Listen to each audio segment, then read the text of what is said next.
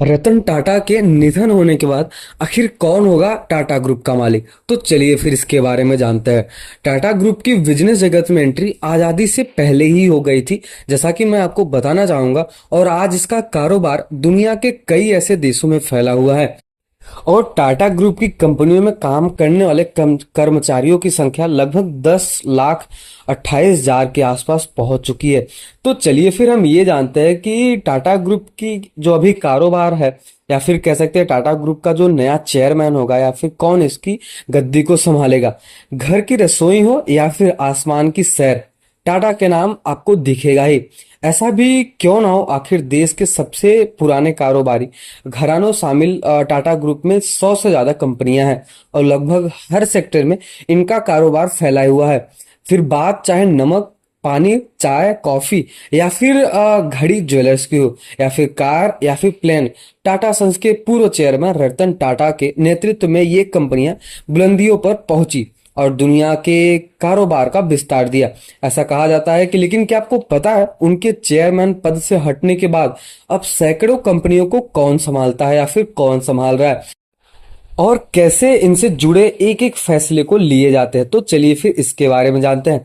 सबसे पहले हम ये जानते हैं कि जो टाटा ग्रुप है उसका सफर कब स्टार्ट हुआ था। तो रतन टाटा ग्रुप जो है, मतलब टाटा ग्रुप का सफर भारत की आजादी से पहले ही हो गया था। सन 1868 में एक ट्रेडिंग फर्म के तौर पर शुरू हुआ था, और ऐसा कहा जाता है अब इसका कारोबार देश के बहुत सारे ऐसे देशों में फैला हुआ है। अपने देश को तो छोड़ो, विदेशों में भी फैला हुआ है। शेयर बाजार, मतलब जो स्टॉक मार्केट है, उसमें लिस्टेड और अनलिस्टेड कंपनियों समेत करीब 100 से ज्यादा कंपनियों से जुड़कर कारोबार कर रहा है। टाटा का साम्राज्य इतना ज्यादा बड़ा है कि ये 6 महाद्वीपों के करीब 100 से अधिक देशों में सक्रिय है, मतलब एक्टिव है, जबकि 150 देशों में इसके प्रोडक्ट्स मौजूद है। अब ऐसा भी कहा जाता है कि जो टाटा ग्रुप है वो इतना ज्यादा फैला हुआ है कि इसमें लगभग करने वाले जितने भी कर्मचारी है वो लगभग 10 लाख पहुंच चुके हैं। जैसा कि मैंने आपको पहले ही बताया, टाटा कंपनी में काम करने वाले कर्मचारियों की जो संख्या है वो लगभग 10 लाख के आसपास पहुंच चुकी है। देश को पहला लग्जरी होटल, पहली एयरलाइंस या फिर पहली देसी consumer goods company Tata group के रेवेन्यू की बात करें तो वित्त वर्ष 2023 और 24 में ये 165 अरब डॉलर था। वहीं दुनिया भर में टाटा ग्रुप की कंपनियों में काम करने वाले कर्मचारियों की लगभग संख्या 10,28,000 पहुंच चुकी है।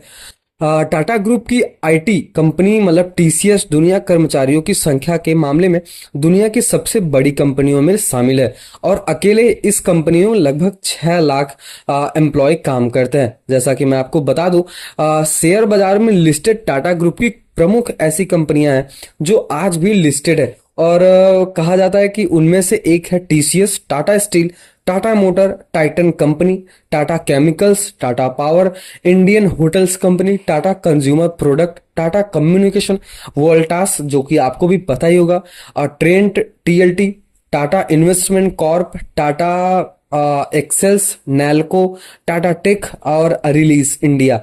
मतलब ये इतनी सारी कंपनियां हैं जो लिस्टेड भी है शेयर मार्केट में। तो चलिए फिर अभी हम ये जानते हैं कि रतन टाटा के आते ही दुनिया में टाटा नाम का जो ग्रुप, टाटा ग्रुप का जो डंका है वो कब और कैसे बजा।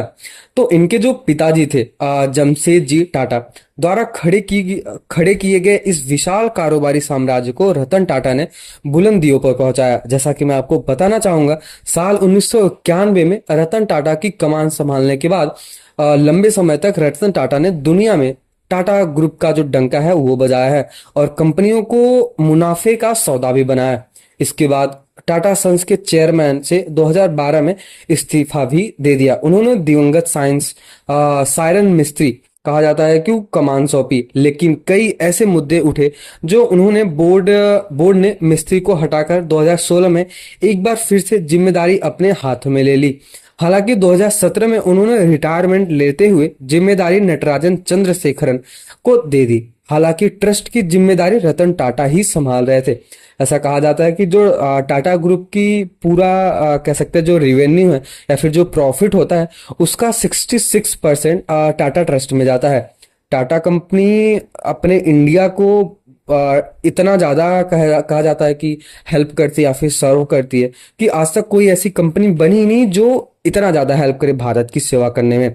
तो ऐसा कहा जाता है कि टाटा ग्रुप और इसकी कंपनियों की देख रेख के बारे में बात करें तो टाटा सन्स इस समूह का मुख्य प्रमोटर्स और प्रिंसिपल इन्वेस्टर ही है।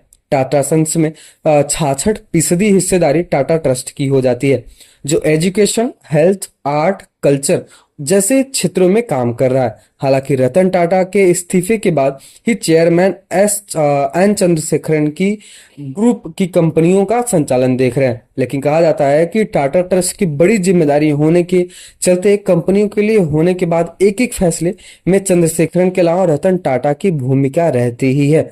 टाटा ग्रुप की कंपनियों या फिर बिजनेस को उनके निर्देशक मंडल के मार्गदर्शन और सुपरविजन में स्वतंत्र रूप से संचालित किया जाता है। तो फिर अगर आपको ये वीडियो पसंद आया हो रतन टाटा जी के बारे में जानकर, और उनका जो जीवन शैली था, मतलब उन्होंने किस हिसाब से काम किया और उन्होंने लाइक अपने जो पेरेंट्स की कंपनी थी या फिर उन्होंने उनके जो पिताजी ने बनाया था उसको कितने ऊंचाइयों पर लेके गया। तो अगर आपको ये वीडियो पसंद आया हो, रतन टाटा के बारे में जानकर कुछ अच्छा लगा हो, इंटरेस्टिंग लगा हो, तो वीडियो को लाइक तो जरूर कर देना और चैनल को सब्सक्राइब तो जरूर कर देना। तब तक के लिए कमेंट सेक्शन में एक बार रतन टाटा के लिए लास्ट टाइम ओम शांति तो जरूर लिख के जाना। मिलते हैं किसी और वीडियो में, तब तक के लिए जय श्री राम बोलना। और अगर आपको ये वीडियो पसंद आया और ऐसे ही कुछ मजेदार फैक्ट्स को जानना है, जानकारी लेनी है, तो वीडियो को लाइक और चैनल को सब्सक्राइब तो जरूर कर देना।